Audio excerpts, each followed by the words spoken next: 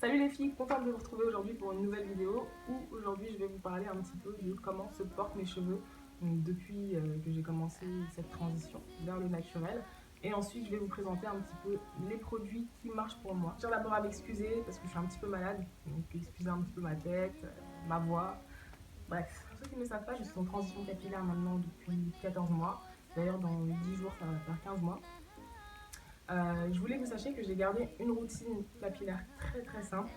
J'ai gardé une routine similaire en fait à celle que j'avais quand j'étais défrisée. J'ai pas voulu investir dans des produits qui allaient me coûter cher et qui allaient pas forcément marcher pour moi. Donc je me suis dit que je vais garder les produits que je connais et qui marchent très bien pour moi. Beaucoup se demandent pourquoi je ne coupe pas maintenant. Donc comme je l'ai expliqué dans une vidéo précédente, je suis vraiment pas à l'aise pour porter les cheveux courts maintenant. Je pense, hein, parce qu'à la base, je voulais faire 2 ans. Il y a vraiment des moments où j'ai envie de craquer, j'ai envie d'écouter, je me dis, allez, c'est bon, ça me saoule. Mais je suis pas prête. Je suis pas prête. Je me suis dit peut-être d'ici 2-3 mois, maximum. Maximum, je vais couper. Ouais. Donc, restez connectés. Beaucoup s'étonnent que je ne fasse pas de protective style avec les faux cheveux. Maintenant, c'est un choix. Je ne supporte pas du tout les tissages, les mèches. Déjà, les tissages, j'en ai jamais fait. Et je peux compter combien de fois dans ma vie j'ai fait des mèches.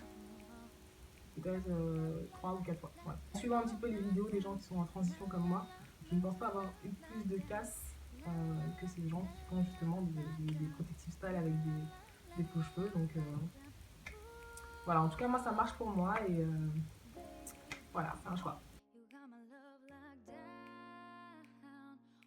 Donc pour ce qui est de la texture de mes cheveux, j'ai remarqué en fait que depuis quelques mois, tout autour de ma tête, j'ai des boucles vraiment très serrées. Et plus on recule, plus les boucles sont vraiment détendues. Si vous n'avez pas vu ma vidéo sur ma texture de cheveux, je vous la mettrai en barre d'infos.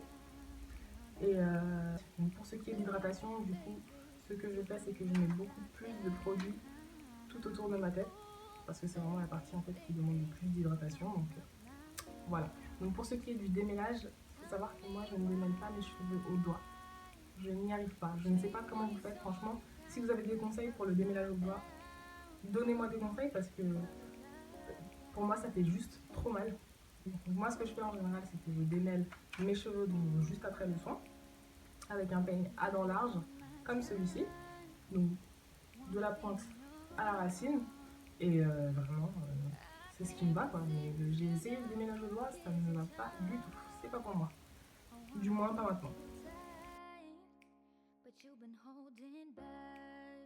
Ceux qui sont passés par une transition ou ceux qui sont actuellement en transition comprendront ce que je vais dire là maintenant.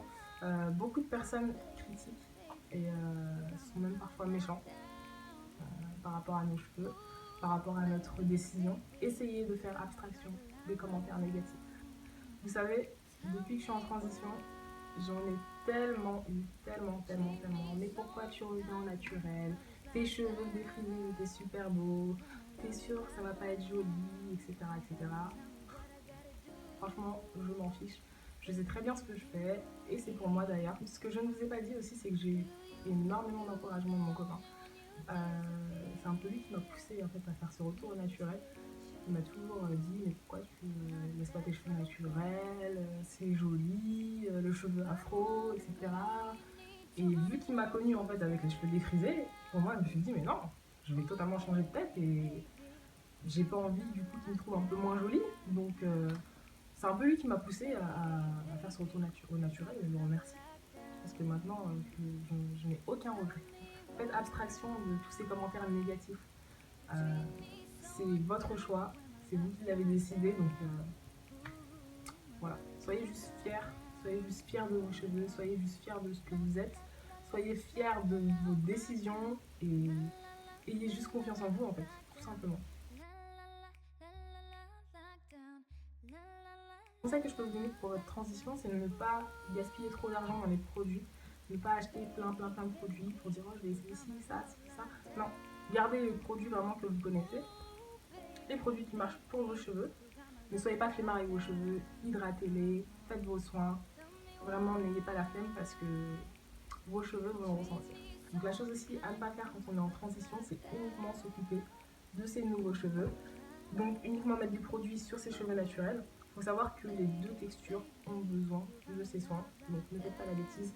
Traitez vraiment, traitez vraiment, enfin, traitez vraiment les deux textures de la même façon. Ce que je peux vous donner comme conseil aussi, c'est de couper vos cheveux. Vous n'avez pas le choix à un moment donné parce qu'il y a de la casse et ça commence à devenir un peu bizarre. Donc il faut les couper. Vous n'avez pas le choix. Tous les 1 ou 2 mois, un petit coup de ciseau, un petit centimètre et voilà. Voilà les filles, la vidéo est terminée. J'espère qu'elle vous aura plu. N'hésitez pas à laisser des commentaires et à liker la vidéo. Si jamais vous avez des suggestions de vidéos que vous aimeriez me voir faire, bah, n'hésitez pas à les laisser en bas dans les commentaires et je me ferai un plaisir de les faire pour vous. Je vous dis à bientôt. Ciao!